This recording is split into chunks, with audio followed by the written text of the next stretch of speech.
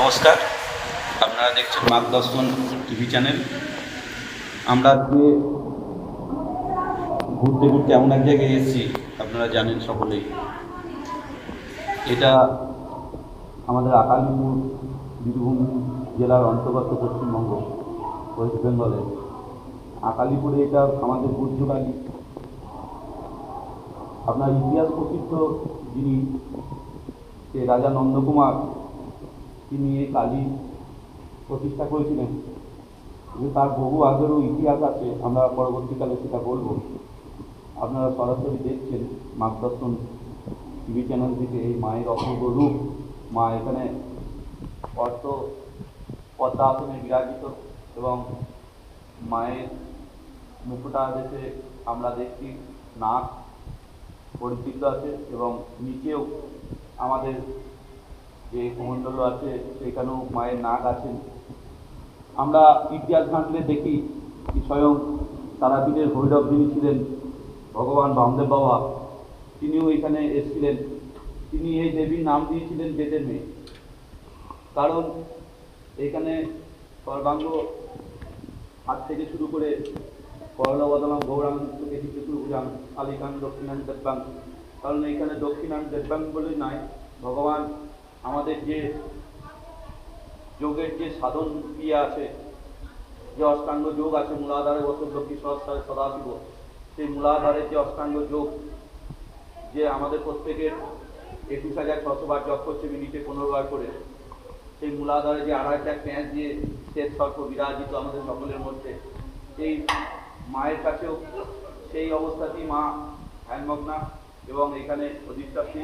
মায়ের অপূর্ব রূপ পরল বদন হলে কী হবে, কিন্তু মা এখানে সবসময়ই হাস্যমুখী এবং মা এখানে স্বল্পনাক পরিচিতা ও অর্ধ ধ্যান অবস্থায় মা বিরাজ করছেন। পাশেই আমরা আপনাদেরকে দেখাবো যেখান থেকে মাকে পাওয়া গিয়েছিল পরবর্তীকালে সেই নদী বা সমাশ্মশান। এখানে যিনি আছেন আমাদের আজকে এখানে সেবায় যিনি নিয়োজিত আছেন, আমরা তার কাছ থেকেও মায়ের সম্পর্কে একটু দু এক কথা জেনে নেব। এখন পুজো শুরু হবে, আমরা খুব ভালো সময়ই এসেছি, আমাদের দেবাশিসরা আছে, আশিসরা আছে, আমরা আশিসদার মুখ থেকে কিছু মায়ের সম্পর্কে দু এক কথা শুনে নেব। আশিসদা,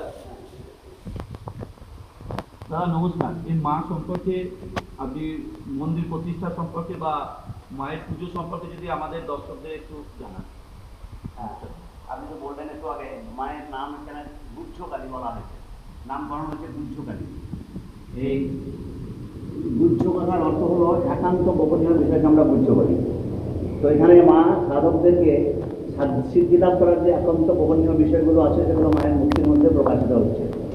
যেমন সাধনা করতে গেলে প্রথমে অষ্টাঙ্গিক যোগের নিয়ম আছে, সেগুলো হলো যম নিয়ম, আসন, প্রত্যাহার, প্রাণায়াম, ধ্যান, ধারণা, সমাধি। সেই নিয়ম অনুসারে মাকে মন্দিরে প্রতিষ্ঠা করার সময় মন্দিরটি অষ্টক কোণাকৃতি করা হয়েছিল। এমনি সাধারণ দৈর্ঘ্যপ্রস্থযুক্ত মন্দিরের মতন না, অষ্টক কোণাকৃতির মন্দির। এইটাই অষ্টাঙ্গিক যোগের নিদর্শন। সাধক অষ্টাঙ্গিক যোগান্তে যোগাসনে বসে মায়ের সাধনা করলে পরে সাধকের শরীরে যেসব ক্রিয়াগুলো হয় সেগুলো মায়ের মধ্যে আছে। যেমন আমাদের সব সাধকদের শরীরেই থাকে ষটচক্র, মূলাধার, স্বাধিষ্ঠান, মণিপুর, অনাহত, বিশুদ্ধ, আজ্ঞাচক্র। তো মূলাধারে ঘুমন্ত পুনঃকুণ্ডলী শক্তি সর্পাকৃতি পেঁচিয়ে বসে থাকে। তো সাধনার দ্বারা সেই শক্তিকে জাগ্রতা করলে বললে সেই পুনঃকুণ্ডলী শক্তি ক্রমশ একটা চক্রভিত্তের উপরের দিকে উঠতে থাকে। মূলাধার থেকে স্বাধিষ্ঠান, মণিপুর, অনাহত এক একটা চক্রভিত্তের উপরে উঠে গিয়ে আজ্ঞাচক্রে পৌঁছালে পরে সাধক দিব্য দৃষ্টি লাভ করেন। ত্রিনয়ন খুলে সাধকের কোথায় কী হচ্ছে না হচ্ছে অনেক সব অলৌকিক কার্য সম্পাদন করতে পারেন, সবই জানতে পারেন। তখনও ঈশ্বর দর্শন হয় না। আজ্ঞাচক্র থেকে সেই শক্তি যখন সহস্রারে মিলিত হয় তখন ঈশ্বর দর্শন হয়। আমাদের পুজোর মন্ত্রগুলো ভাঙলে পরে এইসব ব্যাপারগুলোই আসবে। আমরা পুজো করে বিভিন্ন রকমের শুদ্ধ টুদ্ধ প্রক্রিয়া করে সোহম বলে মস্তকে ফুল দেয়, মানে ওইসব ব্যাপারগুলোই আসবে আর কি মন্ত্রগুলো ভাঙলে। তো এবারে মায়ের মূর্তিটা দেখলে পরে বুঝতে পারবো মা বসে আছেন সাপের কুণ্ডলীর উপরে। ওইটা হলো পুরকুণ্ডলীর শক্তির প্রতীক। সাধনার দ্বারা চক্র ভেদ করে আজ্ঞাচক্র থেকেও উঠিয়ে সহস্রায় মেলাতে হবে, তখন ঈশ্বর লাভ হবে। সহস্রায়ের প্রতীক হলো মায়ের মাথায় যে বাহ্যিক দিক থেকে মুকুটটা আছে সেটা হলো সহস্র নাগের কণা সংযুক্ত মুকুট, ওটাই সহস্রারের প্রতীক। সেই সহস্রারে মিলিত হলেই ঈশ্বর লাভ হবে। তাই এগুলো সব মানে জানলে পড়লে জানা যায়, কিন্তু শাস্ত্রের নিয়ম অনুসারে এগুলো অনুভূতির দ্বারা জানতে হবে আর কি। সেই মানে প্র্যাকটিক্যাল করে আর কি বুঝতে হবে, অনুভব করতে হবে, তবেই সেটাকে জানা বলে। সব গোপনীয় বিষয়, সেই জন্য মায়ের নামকরণ এখানে করা হয়েছে গুহ্যকালী। এই গুহ্যকালী মূর্তি বহুকাল আগে মগধের রাজ জরাসন্ধ পুজো করতেন। শোনা যায় উনি ওনার প্রাসাদে মাটির নিচে পাতালে মন্দির তৈরি করে আরাধনা করতেন। জরাসন্ধের মৃত্যুর পর বহু কাল কেটে যায়, কালের প্রবাহে মা মাটির নিচে ঢুকে যায়। সেই জরাসন্ধের পর থেকে ইংরেজদের সময় পর্যন্ত এই দীর্ঘকাল মা মাটির নিচে মাটির স্তূপের মধ্যে থেকে যায়। রানী অহল্যাবাই বলে একজন শিবের উপাসক বিধবা জমিদার, উনি শিবের স্বপ্নাদেশে একটা জায়গায় শিবলিঙ্গ পাওয়ার জন্য খনন কার্য করতে করতে মন্দিরের নিদর্শন এবং মায়ের মূর্তি আবিষ্কার করেছিলেন।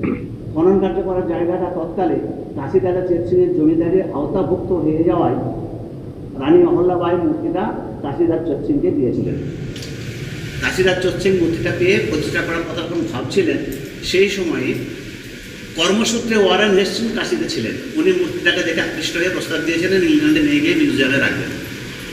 হেস্টিংসের এই প্রস্তাবে ভীত হয়ে কাশীদাদা করেছিলেন কি, মূর্তি পাওয়ার ইমেজটা একটু ঝিমিয়ে গেলে, সবাই আবার কর্মব্যস্ত হয়ে পড়লে মূর্তিটাকে উনি কাশীতে দশাশ্রমের ঘাটের কাছে গঙ্গা জলে লুকিয়ে রেখেছিলেন, সেটাকে পরে প্রতিষ্ঠা করবেন। গঙ্গা জলে যখন মায়ের মূর্তিটা ছিল, তখন মহারাজ নন্দকুমার মায়ের স্বপ্নাদেশ পান। মা স্বপ্নের রূপ দেখিয়ে আদেশ করেন যে আমি এরকম কাশীতে গঙ্গার গর্ভে আছি, তুই আমাকে নিয়ে গিয়ে উদ্ধার কর। মহারাজ নন্দকুমারের বাড়ির রাজপ্রাসাদ হলো ওই ভদ্রপুরে, এই মন্দিরের কাছাকাছি গ্রাম পূর্ব দিকে। তো উনি খুব ধর্মভীরু ব্রাহ্মণ ছিলেন।